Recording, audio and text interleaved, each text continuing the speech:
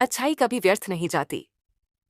यह कहानी एक छोटे से गांव शांतिपुर की है, जहां लोग अपनी रोजमर्रा की जिंदगी में व्यस्त थे।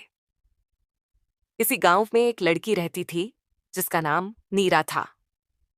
नीरा एक साधारण परिवार से थी। उसके पिता एक किसान थे और माँ घर पर सिलाई का काम किया करती थी। गरीबी के बावजूद नीरा हमेशा खुश रहती थी। उसकी माँ ने उसे एक बात हमेशा सिखाई थी, बेटा, हमेशा दूसरों की मदद करना। किसी की भलाई कभी व्यर्थ नहीं जाती। नीरा ने इस बात को अपने दिल में बसा लिया था।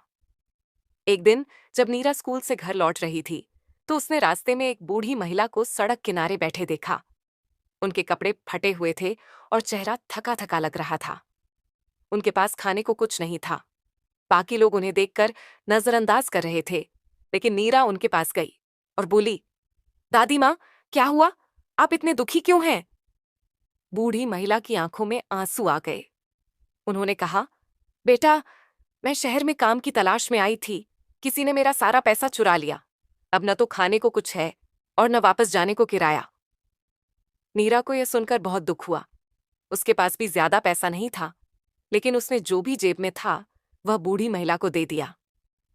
दादी माँ, ये थोड़ा है, लेकिन आप कुछ खा लीजिए। मैं आगे और मदद करने की कोशिश करूंगी।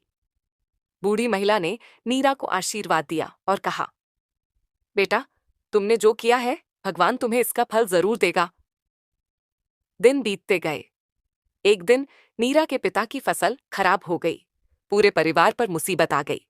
कर्ज चुकाने के लिए घर तक बेचने की नौबत आ गई। नीरा के पिता बहुत निराश हो गए।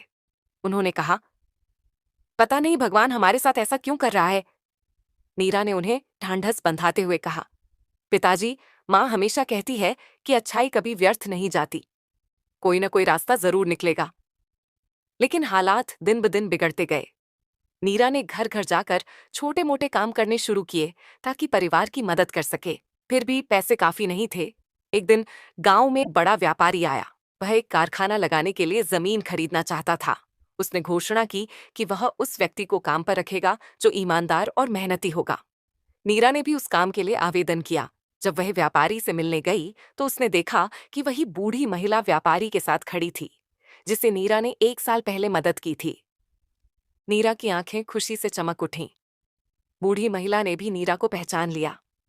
वह भावुक होकर बोली, यही वह लड़की है जिसने मेरे बुरे वक्त में मदद की थी। मैं कभी इस एहसान को नहीं भूल पाई। वह बूढ़ी महिला कोई साधारण इंसान नहीं थी। वह उसी व्यापारी की माँ थी जो अब गांव में कारखाना खोलने आया था। व्यापारी ने कहा, मेरी माँ हमेशा कहती है कि जो दूसरों की भलाई करता है, भगवान उसकी मदद जरूर करता है। तुमने जो दया दिखाई थी, वह व्यर्थ नहीं गई। नीरा को उस कारखाने में एक अच्छी नौकरी मिल गई। कुछ ही महीनों में उसकी हालत बेहतर हो गई। उसने अपने पिता का कर्ज चुकाया और अपने परिवार को गरीबी से बाहर निकाला। पूरे गांव में नीरा की तारीफ होने लगी। लोग उसकी कहानी से प्रेरित होकर एक दूसरे की मदद करने लगे।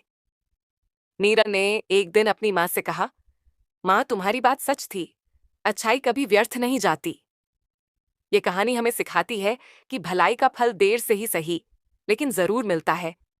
जरूरतमंदों की मदद करने में कभी पीछे नहीं हटना चाहिए, क्योंकि जो अच्छाई हम करते हैं, वह किसी न किसी रूप में लौटकर हमारे पास जरूर आती है।